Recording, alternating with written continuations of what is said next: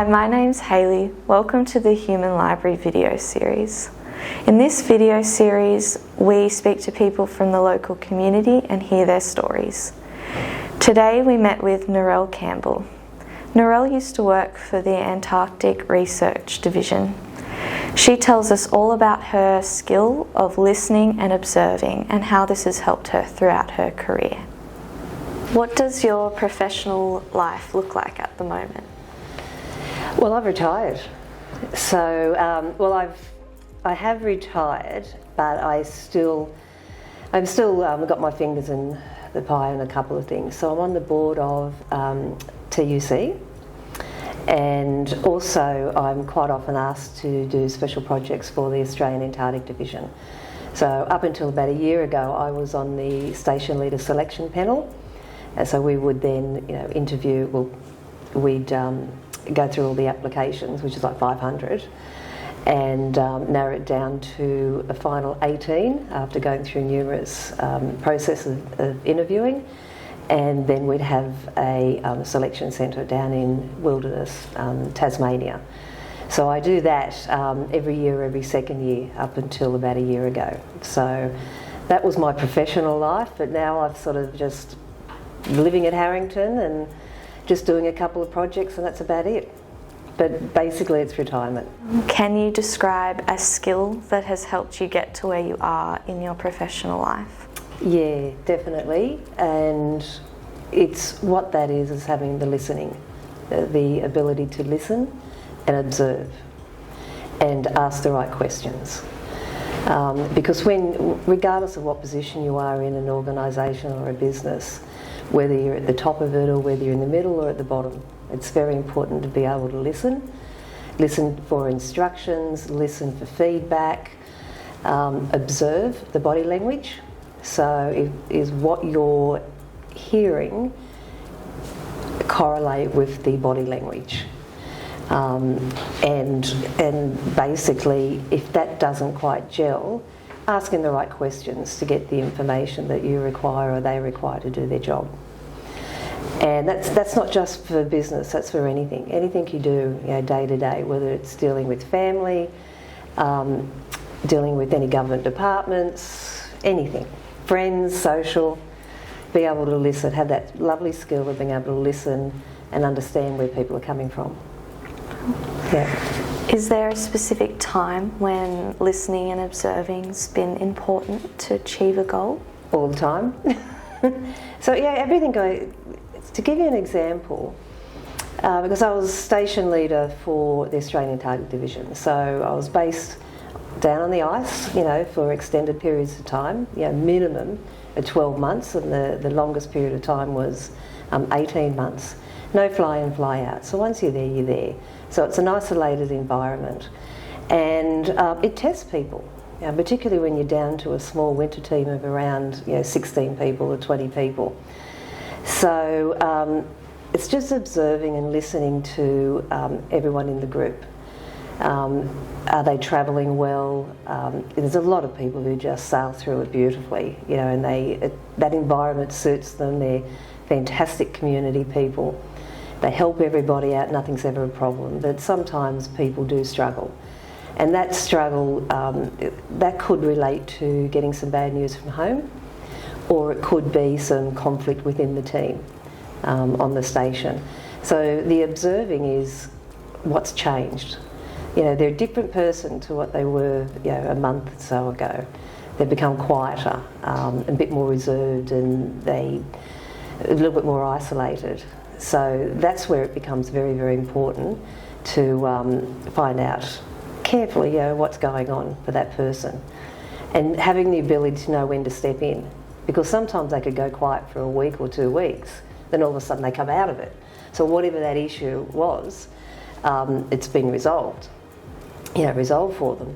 But sometimes, and so if you jump too quickly, then it could escalate the issue. But sometimes you have to jump in. Yeah. Is this something that you learnt on the job as you were going, or did someone teach this to you? On the job, and later on, in my life, in my early 40s, I ended up doing a social science degree, a counselling degree, and NLP, a master's in NLP, so neuro-linguistics programming. I did that because I spent many, many years, like 20 odd years, working for Fairfax newspapers, and it was a very, very fast-paced, high energy. We had daily deadlines and, you know, long hours, and it was go, go, go the whole time. But everyone, that's what the culture was. So it was just work-related, and there wasn't a lot of sitting back and understanding people. We had a job, we had to get it done. Then, when I moved across, I had a couple of years working for Mission Australia. That culture was totally different. That was a lot more laid back. That was more about people. And then when I was going through my social science degree and the counselling degree, I then realised that these skills were just so important. It wasn't just moving ahead very, very fast regardless of what was in front of you, because you had to achieve your goal. It was more about getting the best out of people, understanding what people were interested in and how people liked feedback and how people liked to be encouraged. So that's where I really started to get that skill.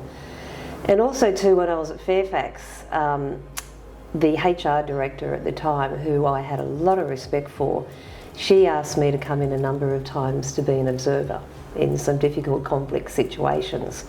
So I was there just observing and just taking notes.